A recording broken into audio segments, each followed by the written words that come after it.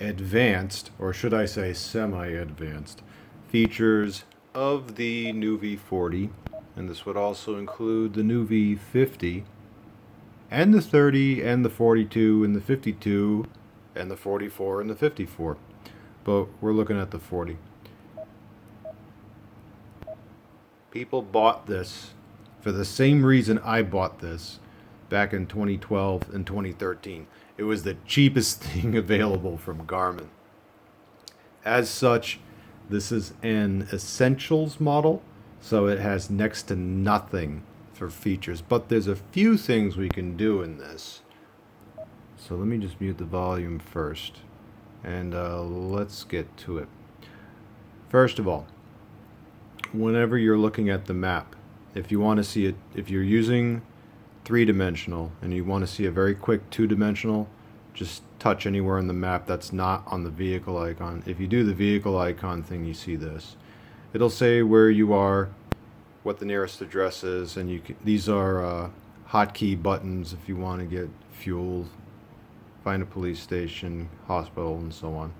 But if you want a quick two-dimensional view, just touch the map. And this is a north-up two-dimensional view, and yes, you can drag it around. You also, if you want to, if you know exactly where you want to go on the map, you can touch and it will go there if you want to. That's okay, good.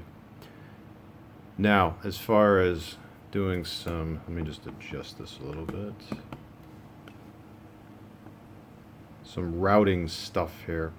Now, there is the ability to do a custom route, although you are only limited to one, just one stop point. I'll give you an example of that. So I have one here.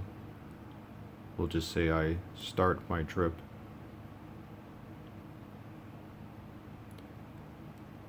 And I am in simulation mode right now. Okay, so if I want to add a stop, I can touch the map and do it the same way I just showed a moment ago. I can back up a bit. There we go.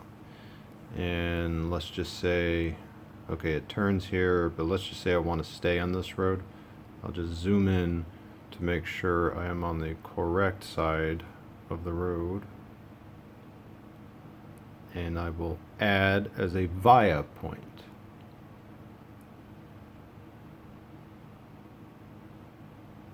Okay.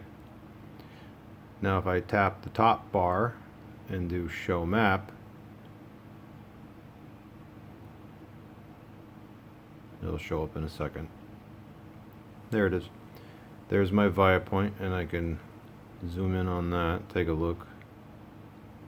It's an older model, so it takes a second to draw. Ooh. Come on. Was it up here? Oh, wait a minute. Try that again. See if I can do it right this time. Okay, there's my via point. Oh yeah, there it is.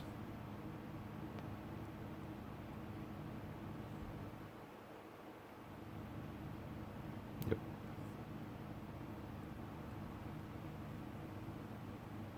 Right there. So that's good.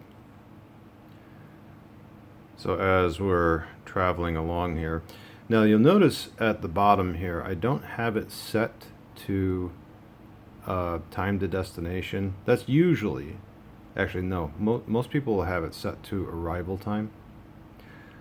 I actually have mine set to direction of travel, because if I'm using this, because I made mention of this in 2 videos ago, if you're using this in three-dimensional mode and you need to know what direction am I facing right now, that's why I set this as it is. Yeah, I can get it from the trip odometer view, but it requires 2 taps. I have to tap, tap, and there's my bearing. But if I just have it here, it will you'll see it right now. Yep. automatically adjust as I'm driving. I think for me that is more valuable information than actually having the arrival time. And furthermore, I can get to that information with one tap right there instead of having to do the two tap thing just to get bearing. Just have it there. And this cannot be changed, by the way. This one can. You can choose from 1, 2, 3, 4, 5, 6 different fields for that. Now the other option you have on this, if you go to settings, map, down, and then do more data, then you get this, where you can have cardinal direction, as in bearing, your arrival time and your arrival distance. But you sacrifice a little map when you do this. Not much, but some. So I want to see more map. Therefore, I do standard. Now, when it comes to the two-dimensional view, the north up and the track up, that to me is a little bit useless just because, well, I'll show you. I mean, you can use it, but, well, you'll see what I mean in a second. So if I go to map view and I change it to a north up, all well and good. The problem is at the turn. Let me restart the route so I can show you what I mean. So I'll go back to my original starting point, and then I won't do a custom route this time. Real skinny. Yeah, when you're watching it on video, it looks plenty legible, but when you're driving around, excuse me, and you're trying to make sense of this, especially with really close, tight turns, that to me is just a little too small. And I can't modify it. I can modify it on later models, like on the 2597 and up from there. I can put in a custom theme, and then, yeah, look at that. See, the text is kind of, it goes over the arrow a little bit. And as it zooms in, oh, that's another thing. This has a zoom. It's automatic zoom, and it's always on. Yeah. This is why I prefer to use 3D on this one, and only that. It's a great model, don't get me wrong, but it is really limited to what it can do. Yeah, see, now I can really see that. Okay, good. I like that better. Also, there's this. And I showed this in another video before. Now, when you tap the top left, this will stay for, yeah, it'll stay for a few seconds and then go away. If you want it to stay there, you tap and then just down, up. Now it will stay there, and it will automatically adjust after you take the turn. Some people really like this because they don't want to necessarily see all the map animating. They just want to know what's my next turn and am I close to it or not. When the map's not moving, the skinny route line is actually okay. And watch what happens here. It will take the turn, and then there we go. Now it is showing what the next turn will be.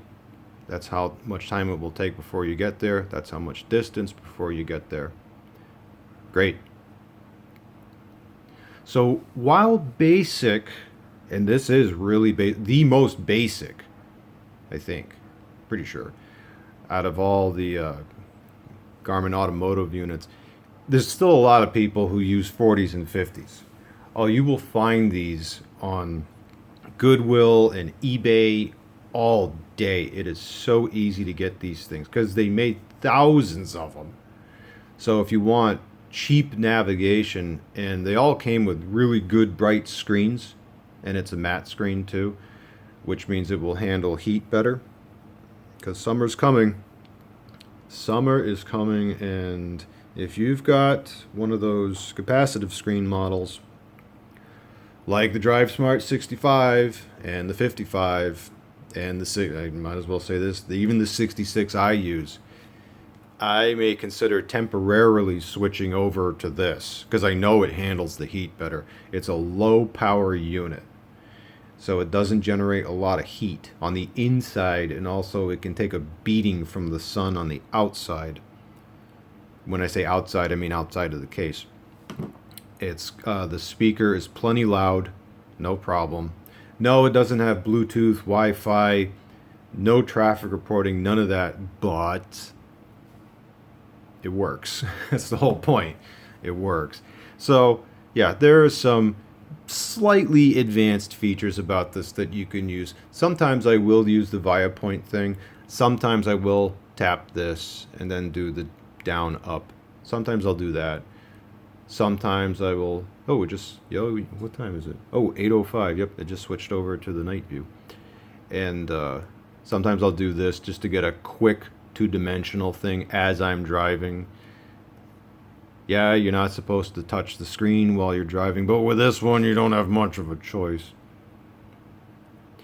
And even with the 4.3, and I mentioned this in a previous video, plenty legible, which is, you can read everything on this, which is nice. If you do like Garmin's a lot, you know I do, haha. But if you do like Garmin's a lot, you might want to consider putting a nuvi 40 or 50 as a backup. Yeah, I won't say in your collection. I mean, I do collect them. Most people don't. But as a tool, as a backup tool, you take this, put in your favorites, put it in the glove box, and if your primary one fails, or, oh no, I need something I can just grab out of the glove box, turn on and go. Great to have one of these, if for no other reason, just for that.